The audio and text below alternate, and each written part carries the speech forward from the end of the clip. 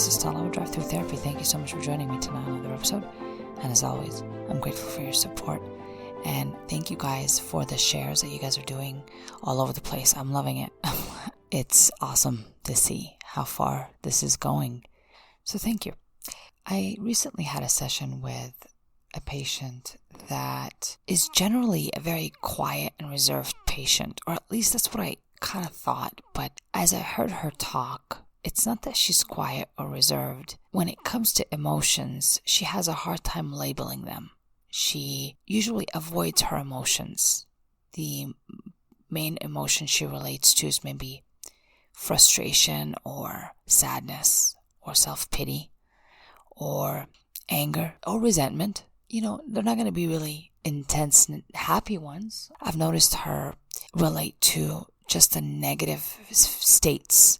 And this is common for many people, that they relate to negative states. But going back to our session, as we were discussing her stressors and what she perceives as stress in her life, the way she was talking appeared as if she's just living in her life and held hostage by people, by her life. It was difficult for her to come up with not only labeling what the problem is, but really labeling what she wanted to do about it. And this is a very common thing for me when I'm working with people, to identify what they want. There's a lot of fears involved, people. There's a lot of fears for asking for what we want.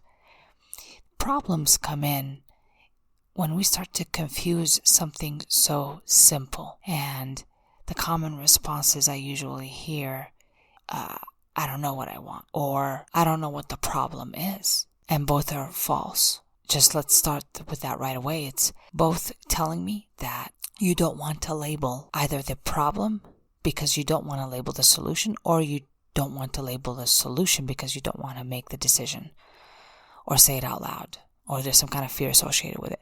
So today we're going to talk about these things, because as I was seeing this patient really struggle, she didn't just remind me of her or even me at times, but other people that I work with. It's a very common response in our lives that sometimes we become helpless to making decisions. We think we're trapped in our own everyday life, that we have no other choice but just to do what we do. And that is not true, and I'm going to prove that to you today. We're going to take those blocks and unblock them for you. So this way you don't say some silly statement like, I don't know. Well, when it comes to you, you would know. But when it comes to me, you wouldn't really know what I want. But you, it's always a sure thing. And that's what I want to make sure that I really, really address today, is that our ability to make decisions is based on a practice of radical self-honesty, like radical. And I will show you how to do that today. Once you do that, you really can't go back, because when you really are honest with yourself and identify the problem, really identify it, with all the other stuff that confuses this and makes it really muddy, when you start seeing it precisely as it is, then from that place, it'll start to make more sense on what you need to do as a next step. So let's start with, why do we need to ask ourselves what we want? And in this case, it's not just about self-discovery. You can even use this in asking yourself at your own work, what is it that I want? Do I want to work less? Do I want to work more? Do I want to take vacations? Do I want to take breaks? Like, what is it that I want? Do I want this job? Do I find this job satisfying for me? Even if you don't want to say it, I think that most definitely you should say it to yourself out loud. Just answer these questions for yourself. That will help a lot. Identifying decisions that you also need to make in your personal world, in your relationships with others and friendships. You need to ask for what you want to yourself first. And I'll talk about why asking yourself what you want is probably the most important out of anything else that you can do when it comes to making forward changes in your life and really start mobilizing your world and your decisions and the fun that you're going to have in making them, instead of staying stuck. So making decisions and setting goals really has to start with what we want. We cannot play this helpless passive role in our lives. Sometimes people confuse that with wanting people to change or wanting situations to change, wanting everything outside of them to change, but not really identifying that they might be the biggest block in their own change in their own life. And their self-honesty or lack thereof could play a major role in it. So what are the blocks or the common things that we say to ourselves that can cause us some trouble, and how do we work to undo them gradually? Because that's what change is about. It's a gradual thing. We're not looking for big old steps, although many people like this idea is that I need to know when, how, what, why. We don't need to know. We just know that change is gradual, and that's all we need to know about it. Trust me, that's all you want to know about it, and that's all what we can know about it. We don't know what it's going to look like when we change, but we sure as hell know that it's going to take some time, whatever time that may be. It may be a short time, a long time. I don't know. I really don't know, but it just depends on the person and how fast they wake up. Really, it's about deciding that you are in charge of your own feelings and you are in charge of your own decisions. And from that place, practicing some radical self-honesty there and working to mobilize yourself forward. So I'm going to name a few steps on how to zero in on asking yourself properly, if that's the best word to describe it, what it is that I want. So the first thing I'm going to have you point out to yourself, or that I want you to ask yourself, is what is it that I want? And it cannot include controlling people. And so let me give you an example on that. If I want to be happy in this relationship, happiness is my responsibility. It is not the responsibility of another person. So I'm not going to want my husband to change before I start getting happy. I don't want my kids to start getting quieter and follow the rules or whatever it is that I want, that I think I can control. I can't want all these things to happen before I start having peace or getting happy or feeling fulfilled or satisfied or any other feeling that I want as an outcome. I can't really have other people be in charge of it. It just makes us feel more helpless and out of control, and it confuses us quite a bit that I need to either manipulate or control others to feel better. And this is a false idea. You won't like it, and the outcome will be quite a bit of fighting and resistance from others because they don't want to be controlled by you. And I don't blame them. So we don't want to be not liking ourselves and confusing ourselves and thinking that somebody else is the reason why I feel this way. We don't want to do that, because if that's the case, if you really think that they're the solution, that means you're going to have to go fix them or make them change in order for you to get happy. And none of this is necessary. None of this. So when you ask yourself, what do I want? And specifically, what do I want to feel? That might actually narrow it down a little bit more. What is it that I want to feel as an outcome in my life? And find a great word that you can live every day. So for me, it's a state of satisfaction. Everything is good enough. Everything, I have plenty. So abundant and satisfaction are words that I like in my life today. They are practiced every day, and I'm not confused about making decisions anymore in that area. It's like it's very. I'm in charge of my feelings. Nobody else is. So if I want to be more satisfied or happier or feel grateful, then there are things that I got to change within me, not outside of me, not people. So people I cannot control. So please do not make them as part of that decision, because it will leave you as a confused little rabbit, and we don't want none of that. All right. The next thing I need you to keep in mind is, will whatever you're asking for, as you're asking for it, will it support long term? Again, if it involves people, places, situations, the weather, we know all these things are impermanent. They're temporary. We cannot control them. And so long term, I cannot guarantee that they are going to stay the way they are, and I'm going to stay happy because they're the way they are. It's the clue about life is that everything around us is not meant to be with us at all times. It's not attached to us. We're not born with it.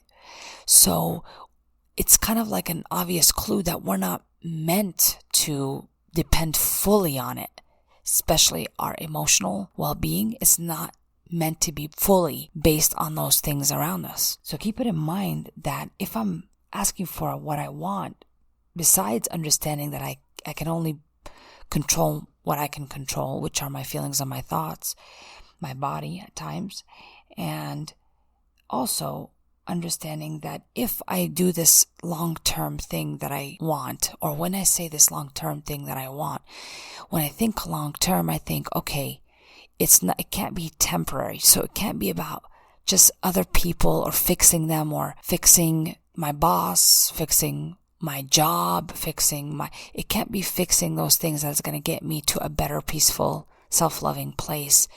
For a long term, it has to be an internal change, an internal asking for what you want, identifying what it is that I would like to change within me in order for me to become more satisfied, abundant, or whatever it is that you would like to feel on a daily basis. And again, it should not be an accident that you're feeling that way. We shouldn't be saying things like I have bad days or bad. I mean, the whole day is bad? Come on. The whole day is bad? Help me out here. It can't be that the whole day is bad. I'm the main common denominator for the whole day and every day that I live. And that is my brain. And that one here I can control. So long-term changes within ourselves and things that we want for ourselves that are going to be long-term must not include that other people have to be there or they have to stay the same. Oh my gosh, we're in denial, people. I mean, I'm not born with my job attached to me or my children attached to me. I'm not born with those things. So I've come to a place of non-resistance in most areas until, well, I find out that there's an area that I have resistance to, at which point that's the one I work on. But for now, I'm working on continuously removing the resistance of me thinking that I need this thing so bad. I need it to not ever change in order for me to get happy. People need to just act right for me to get happy, which false idea. The answer is always within, always within. The clue is in the way we live and how we live. And we're not meant to live attached to other people in the way they're in charge of my emotions. They cannot be. I'm giving it away. They cannot make me feel anything. I am literally giving my feelings away to other people. Okay? So the next part I want to point out in our ability to identify what we want is people's thoughts and feelings about your decisions, in this case, are not allowed to be part of your decision. When we look within and ask ourselves, what is it that we want? Unfortunately, confusion is created when we are always putting other people's thoughts and feelings about whatever it is that we want, which makes it difficult for us to say what we want out loud to ourselves. It's like a really big block that every time I want to make a decision, but right away I say what I perceive other people are going to feel about it, think about it, putting their thoughts and feelings in my mind as a primary motivation for making decisions, which keeps me in a state of fear and confusion and basically immobility. I cannot move anywhere because everywhere I go, in my own prison, in my own head, I'm basically stopped. I cannot, because this person's going to be upset. How is this person going to feel? Basically playing a psychic. And I don't have the capability of doing that, but yeah, I think I do. I think I do. Please stay away from labeling other people's feelings and thoughts when it comes to making a decision. Know that voice within. Get to know it really well. There's a voice within that is all-knowing, that just knows exactly what you need. It's an intuition. And when you are listening to it, it knows the right thing for you to do. And just trust that people, when they love you, they're going to love whatever goodness you want for yourself. Even if they're kicking and screaming, they're going to eventually love it. And if they don't love it, it tells you about their commitment too, right? So we are awake enough to see whether people are going to reject it or not. I want people to show you whether they're going to reject your ability to make boundaries and reject your wanting and desire for things. I want you to see if they're going to reject that. I don't want you to save them from it or save yourself from seeing it. I want you just to go ahead and look at it and think, well, if this person is not supporting my highest good, then I need to think about what decision I need to make about how I interact with this person. So we're not trying to do cover-ups here. We're trying to see exactly what we need to see. So all outcomes are great. We get to see them. That's what I mean by that. All right. One important thing about remembering when we are making decisions is remembering the fear from facts. So I have a lot of fears and insecurities, and a lot of the times I perceive them to be reality.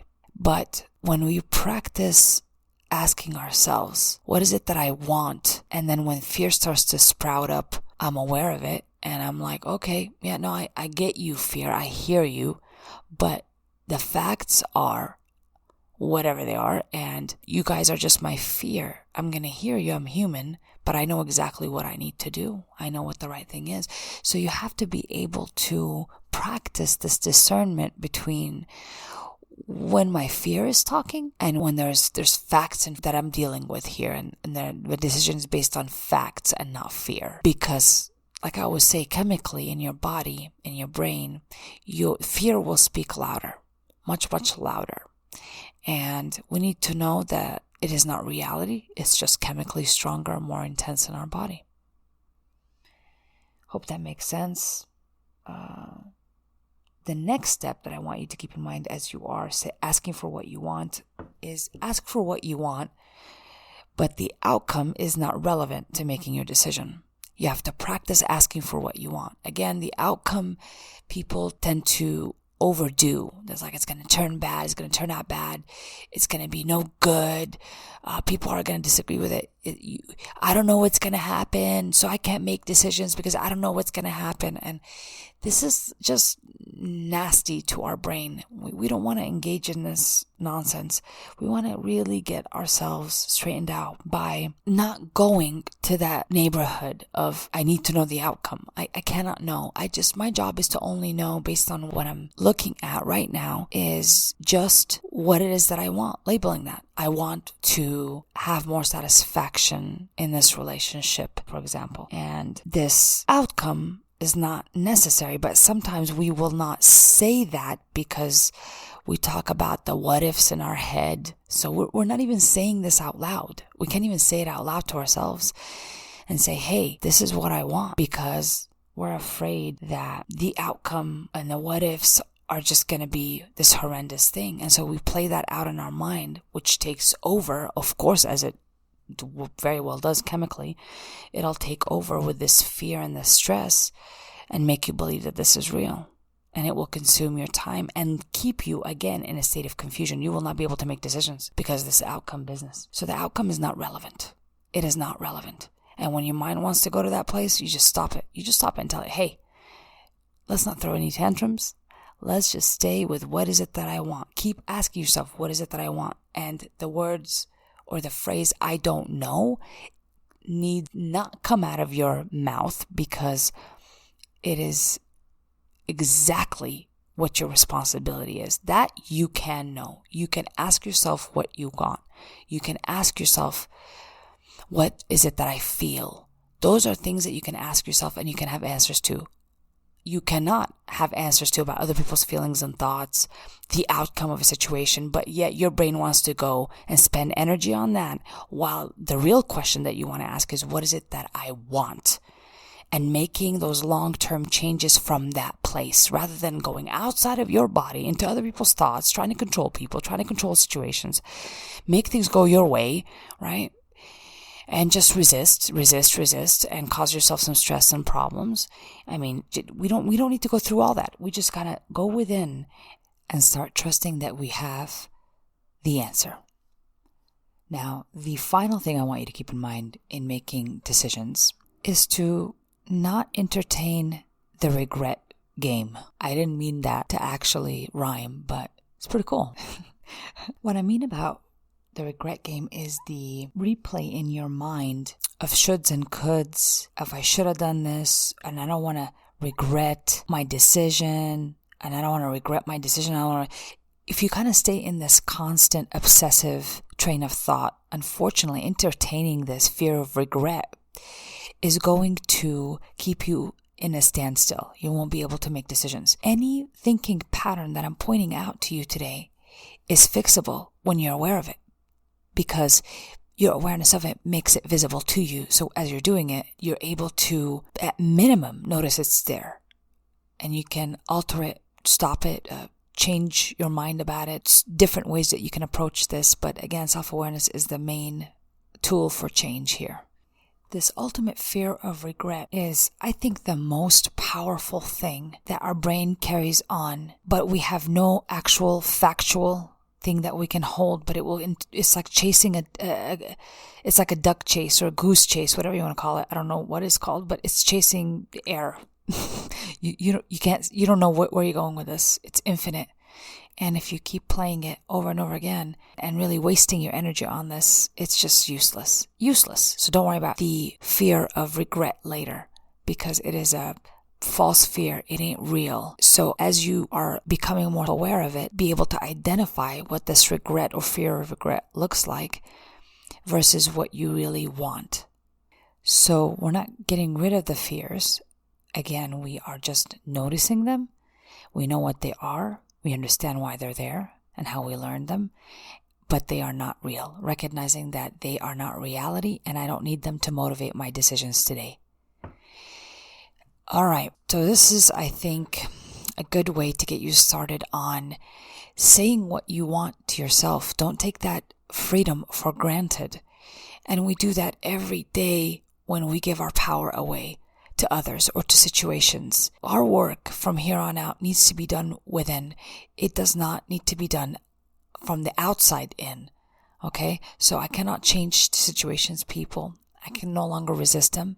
If they're trying to show me something about themselves, I am seeing it, and I'm not making excuses for it for myself or for others.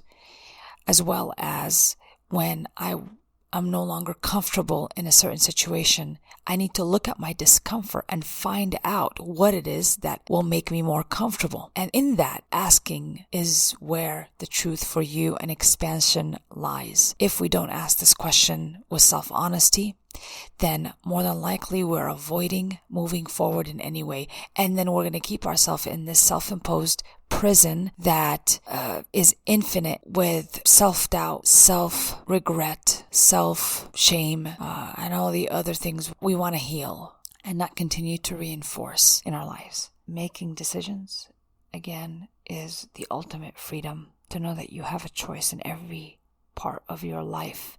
As long you understand that you control your decisions and only your decisions. You cannot control other people's decisions or the universe for that matter. We just own ours. So that's where I need you to start, and hopefully that's where I need you to end. I don't need you to go any further than you when it comes to making decisions. You will know intuitively when you practice this. You will know intuitively what to do. It will not be hidden to you. And the more you practice it like a wonderful muscle, it'll become stronger and stronger, and your self-trust will increase gradually, but it'll be a long-standing change within you and a great aspect of a strong relationship between you and you. And so let's get started on it, guys. It's never a waste of time when you're working on yourself. It is, however, very much a waste of energy if you're trying to work on yourself through other people, other situations, and get your value that way. All right. Thank you guys so much for joining me tonight. I'm sending you love, light, and the undisputed freedom of choice. This has been an episode of Drive-thru.